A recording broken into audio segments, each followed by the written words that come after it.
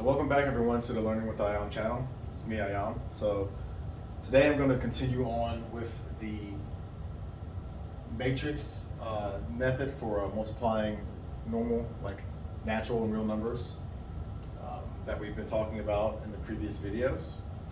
And so the last video I did, I was focusing more on what it means to have symmetric versus non-symmetric numbers and how you handle that when you're using this method. So really it was more like if your matrix is uneven versus an even matrix. Now I'm going to get into using the method that we normally do. It's still the same method no matter what we do, but focusing on larger numbers. And here with the larger numbers is where you start to see kind of the utility and the usefulness of this method. At least for me, that's usually where I kind of can see where someone may want to choose to use this method versus maybe some more traditional methods. There's just something about the organization, the sorting of a matrix that adds a lot of help when you're dealing with larger numbers here. And hopefully you'll be able to see that in this example. But there are other ways you can do this, but this is a good one to have under your belt if you want to take the time to learn it. And hopefully, if you guys are new to this and are just seeing this, you're seeing something for the first time and that can inspire you to do something unique yourself.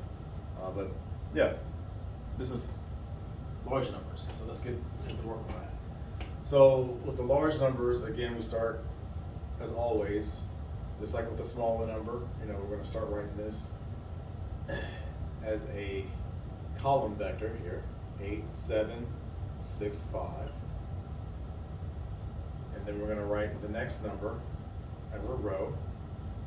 So that's the first step.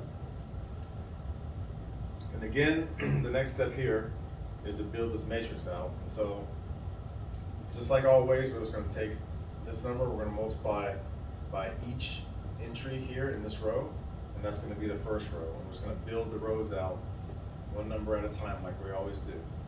So starting with the 8 and the 2, we're going to get 16. So we're just going to keep building this out. We got 16, then we got 8, then we have 32, then we have 64.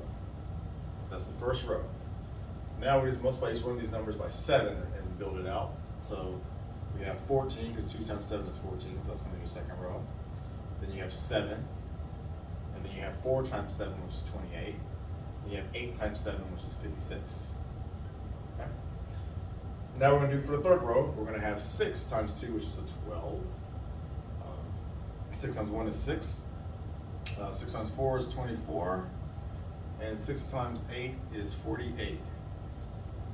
Okay, and now we have the last row, so that's going to be 5 times 2, which is 10. And then we're going to have 5 times 1, which is 5.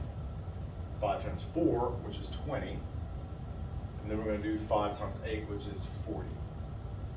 And so now we have our matrix built. And you got to be careful because, this is where some of the mistakes can happen. Less likely because a lot of people know their times tables pretty well, but just be careful when you're doing these. But I think this next step is where the most mistakes happen in this method.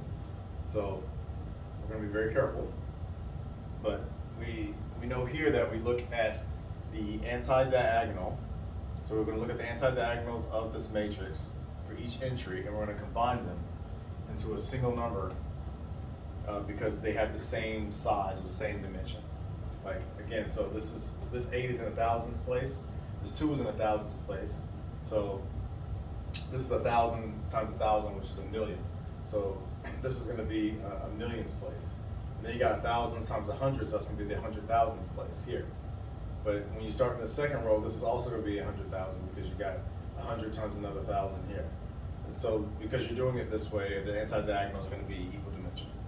So I know that's a review for some of you, but it's just important that we don't lose track of what we're actually doing here and why we can do this.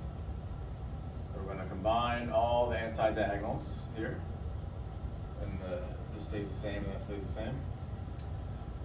So what's that going to give us? It's going to give us 16 because there's no anti-diagonal. That's the biggest number there. So you got 8 plus 14. So what does that give us? That gives us 22. Then we have 32 plus 7, which is 39. And then you have 39 plus 12, so it's going to be 51. Then you're going to have 64 plus 28, so that's going to be 92. Then you have 92 plus 6 is going to be 98. 98 plus 10 is going to give it 108. Okay, pretty big number there, the main diagonal. And so now we're going to go over, and we're going to have 56 plus 24, and that's going to give us 80. And then we have 80 plus 5, which is 85. I really hope I'm not making any mistakes here. It's so easy to make a mistake on these steps. And then we're going to have 48 plus 20, so that's going to give us 68 in that slot. And then there's no diagonal here, so the 40 stays there. And so now I'm just going to fill in the zeros, because all those are moved down, so all these are zeros. And as you get used to this method, what a lot of experienced people do is when you see a group of zeros like that, sometimes you can just write one big zero there, and we know that the whole thing's just zeroed out. But we're going to stay true to the steps so that we don't lose sight of what we're doing. So I'm going to fill them in manually, but this is something to keep in mind. If you ever see a shorthand, somebody just puts a big zero there, this means that that area is just zeroed out. All right, so now we're trying to get to the final answer, and this is the part where we have to shift things around. And you'll notice we have a triple digit in one of these too, so it's a little different than the other examples I gave in the past, and we'll show you how to handle that. You probably can predict it, since you've seen this enough. But let's just go to it. So here, what do? We have to, of course, we have to box what stays. That 0 stays because it's a single number and it's right in the right spot.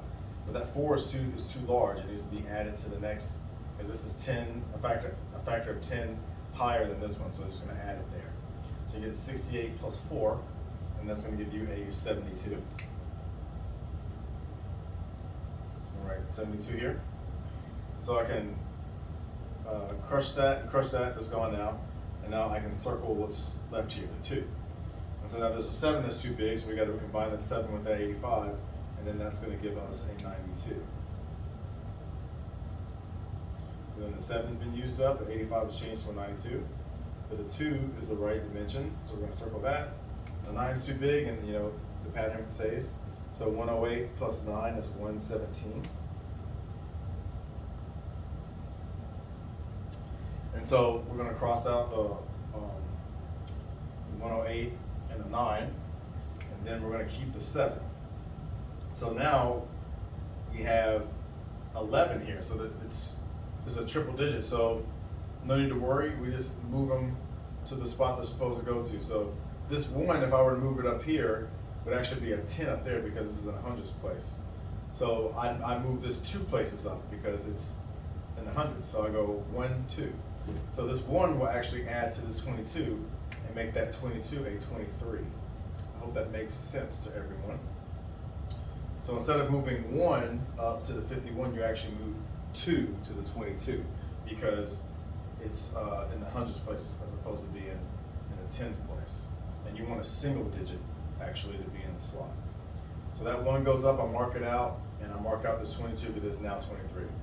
Now this 1 is still here, that's still too big for the position that it's in, so it needs to go up 1 to that 52, to that 51. So that 51 now becomes a 52.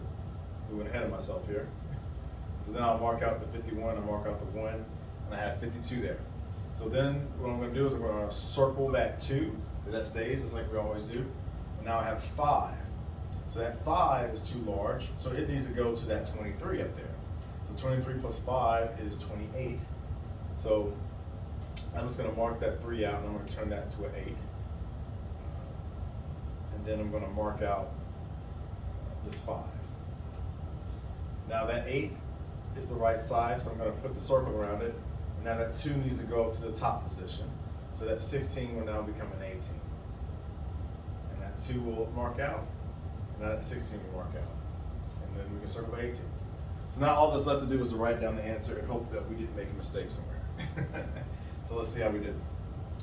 So we have 1, 8, 8, 2, 7, 2, 2, 0. So that gives me 18,827,220 as the final answer. So now let's check it on a calculator to see how we did here. So we had 8,765 times 2,148. And the calculator says it's 18,827,220. So not bad. So you can see it here. Hopefully that shows up. So yeah, we successfully made it through that problem. Hopefully, to me that seems a lot easier or more manageable than doing it kind of the traditional way, from my perspective. I think it'll be a lot of drawing lines and a lot of adding zeros. Of course, we added zeros here, but it's just the grouping of this seems a lot more intuitive to me. But yeah, hopefully this example made sense to everyone, and yeah, feel free to try some other examples yourself. I can do a few more if that's something that you would like to see. Just leave a comment and let me know. I'll stay on the series a little bit longer because I think there's a couple other configurations that we can look at, and so that we can kind of get used to the shuffling, especially when you have the larger numbers. But yeah, if this is interesting to you and you learned something, please don't hesitate to hit the like button and subscribe. And I hope to see you next time. Thank you.